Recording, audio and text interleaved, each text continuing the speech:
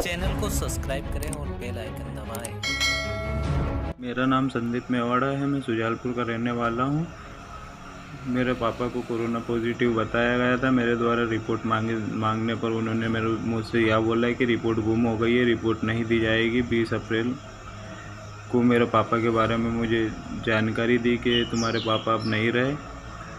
और इसके बाद मैं 20 अप्रैल को 1 बजे के समथिंग भोपाल पहुंचा।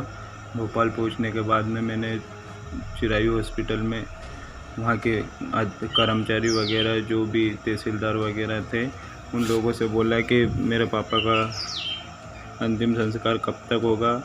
मैं खुद अग्नि दे देना चाहता हूँ मेरे पापा को, या मेरे साहू निवास पे, मेरे खुद के निवास पे मेरे पापा की बॉडी की परमिशन दिला दीजिए। मैं वहीं पे मेरे पापा का अंतिम संस्कार करना चाहता हूँ, पर प्रशासन ने मुझे इसकी अनुमति नहीं दी। और इसके बाद में मुझे 20 तारीख के दिन भर तक इधर उधर घुमाते रहे कि वहाँ से टीम आ रही है, यहाँ से टीम आ रही है, बॉडी तुम खुद नहीं उठा सकते। ऐसा करके मेरे को दिन भर घुमाते रहे। इसके बाद में रात के 8:30 बजे 20 अप्रैल को मेरे से बोला गया कि तुम्हारे पिताजी का शव ले जाके कहीं पे अंतिम संस्कार कराओ।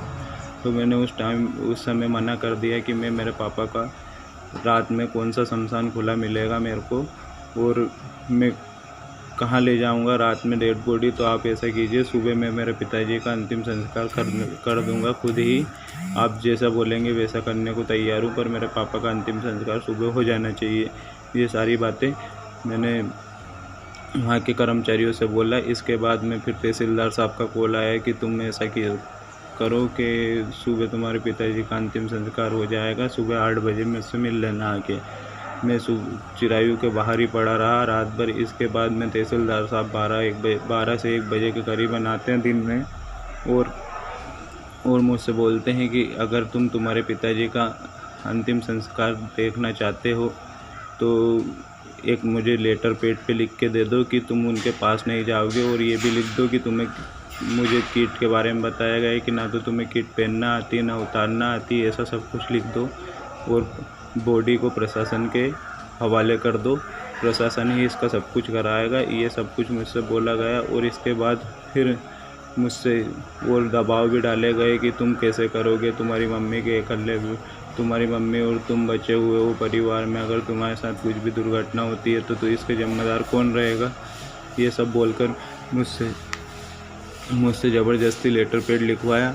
और इसके बाद में फिर तहसीलदार साहब अब मेरे सम्मान को ठेस पहुंचा रहे हैं, और इसके बावजूद भी कोई उनका अंतिम संस्कार करने को तैयार नहीं था।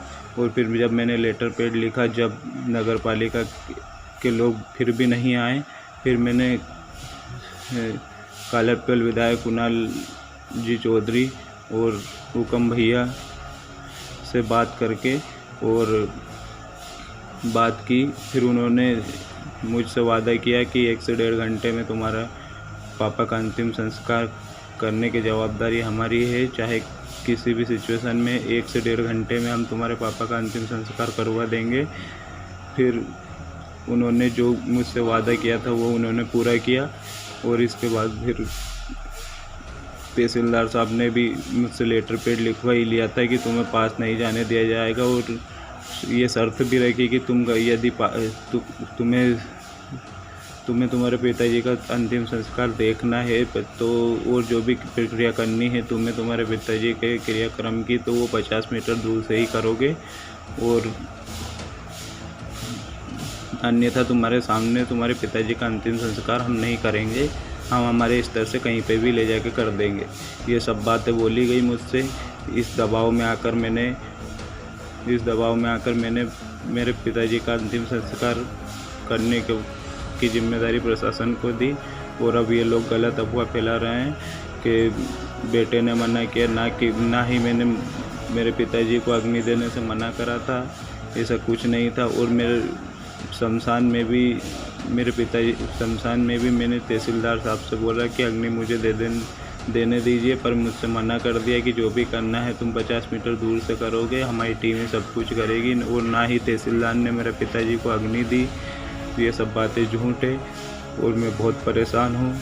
और अगर मेरे परिवार में मेरी मम्मी या मुझे कुछ होता है तो इसका जवाबदार तहसीलदार गुलाब सिंह बाघेल रहेगा।